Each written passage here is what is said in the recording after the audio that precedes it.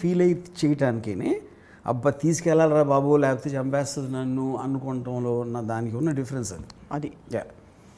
So ఎప్పుడైతే మీకంటే గిల్ట్కి first victim ఎవరు? ఫ్రీడమ్. మీరు ఫిజికల్ ఫ్రీడమ్ కూడా ఓకే, ఎమోషనల్ ఫ్రీడమ్ అనేది దాన్ని కోల్పోతారు. 100% గిల్టీ ఫీలింగ్ ఉంటాయి. అది ఇంకా దారుణం, అవును. ఎందుకంటే కుచించేస్తుంది అది అసలు లోపలికి వచ్చి ఒక దులిచేస్తుంది అంతే. సో గిల్టీ ఫీలింగ్ అన్నది ఇప్పుడు ఎమోషన్స్ మిగతావన్నీ కూడా కామ, క్రోధ, లోభ ఇవన్నీ కూడా న్యాచురల్గా ఇన్స్టిల్డ్ అంటే ఇన్బిల్ట్ ఎమోషన్స్. ఈ గిల్ట్ మాత్రం మైండ్ అనలైజ్ చేస్తేనే కదా వస్తుంది. అంటే ఇది తప్పు కానీ ఇది రైట్. ఇప్పుడు పాత సినిమాలో చూపించేవారు, లోపల నుంచి ఒక తెల్ల డ్రెస్ వేసుకున్న నాగేశ్వరరావు బయటకు వచ్చి ఆగు నువ్వు ఏం చేస్తున్నావో నీకు తెలుసా అని ఒక అంతరాత్మ వచ్చి చెప్తుంది. అది. So do you think it comes from the mind or the heart? అంటే emotion always comes from the heart అంటారు. I don't think they're inseparable. I mean technically ఇప్పుడు మనకు ఒక నాలెడ్జ్ ఉంటుంది, అనలైజ్ చేసే పవర్ మైండ్కి ఉండొచ్చు. బట్ ఎమోషన్ అనేది it is connected in some way or the other. You ఇప్పుడు ఫీలింగ్ అనేది ఒక emotion obviously that is related to మీకున్న నాలెడ్జ్ ఏది తప్పు అని మిమ్మల్ని ఎలా ప్రోగ్రామ్ చేశారనే దాంట్లో ఉంటుంది. సి ఫర్ ఎగ్జాంపుల్ అంటే అది ఎంత సబ్జెక్టివ్ అంటే మీన్ నాట్ సబ్జెక్టివ్ కంపారిటివ్ ఆస్పెక్ట్లో అది ఎలా ఉంటుందంటే ఇప్పుడు ఒక మీరు ఎవరో ఏదో చేసిన దాన్ని మీరు తప్పడతారు. అవును. సేమ్ థింగ్ మనము చేస్తున్నాం అనేది అప్పుడు రాదు, ఐడియా రాదు.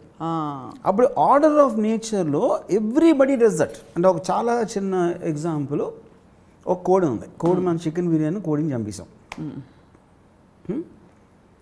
సో అప్పుడేంటి, చికెన్ బిర్యానీ తినాలనే కోరిక ఏదైతే ఉందో మనలో, సో ఆ కోడి ప్రాణం కన్నా దాని పవర్ ఎక్కువ కాబట్టి మీరు చేశారు. అదే you don't care about it. కానీ ఒక వెజిటేరియన్ ఉన్నాడు, లేకపోతే యానిమల్స్ అంటే ఒక ఇది ఉన్నాడు ఎవడో ఉంటాడు అనుకోండి, సపోజ్ యానిమల్స్ అంటే ప్రేమ, ఆ ఒట్టి వెజిటేరియన్ తింటాడు. ఆడేమంటాడు, అసలు నేను కోడిని చంపేస్తారా, చికెన్ అది కూడా జీవే, ప్రాణి, అవును, దానికి నొప్పి ఉంటుంది, దానికి పిల్లలు ఉంటారు, ఇది అది అని చెప్తారు. అవును. ఆడు చెప్పినోడు కూడా వాడు నడుస్తున్నప్పుడు క్రిములు చచ్చిపోతూ ఉంటాయి. ఆడు వందలు వేలని చంపుతూ ఉంటాడు ఆడు కూడా. అప్పుడు ఎన్ని చచ్చిపోతున్నాయి, ఆడు చచ్చిపోడు కదా. అప్పుడేంటి, దానికి ఒక లిమిటేషన్ ఉంటుంది, ఎంతవరకు మీరు ఫీల్ అవుతారని.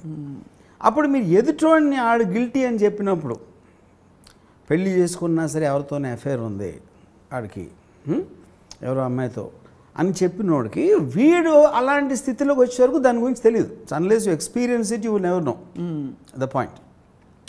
ఇంకోటి, ఇప్పుడు ఒక సంస్థ ఉంటుంది, మ్యారేజ్ ఉందనుకోండి, భార్యాభర్తలు. భార్య అంటే ఇలా ఉండాలి, భర్త చెప్పినట్టు నడుచుకోవాలి, పిల్లలు పెద్దల్ని గౌరవించాలి, ఇలాంటివి కొన్ని ఉంటాయి. అవును.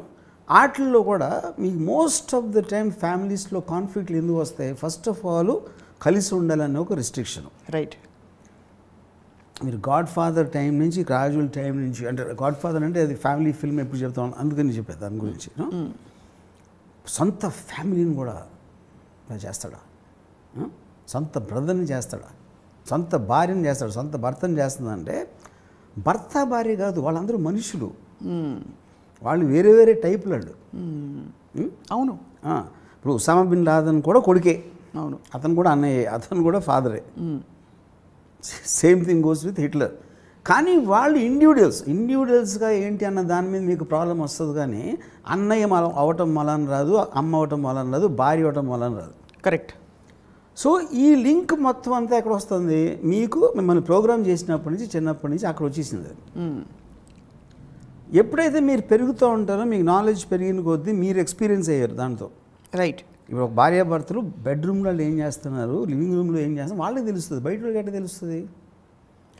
అప్పుడేంటి, వాళ్ళు విడిపోవాలనుకున్నప్పుడు పక్కన వాళ్ళు ఏమనుకుంటారని గిల్టీ ఫీలింగ్. ఎవరైతే ఇన్స్టిగేట్ చేస్తున్నారో, అంతేగా ఇన్స్టిగేట్ చేస్తున్నారో, కానీ వాళ్ళు వీళ్ళు బతకట్లా, కానీ వీళ్ళు ఎవరు లేకపోతే కేర్ చేసేవారు కాదు. So that is the dichotomy of the whole thing.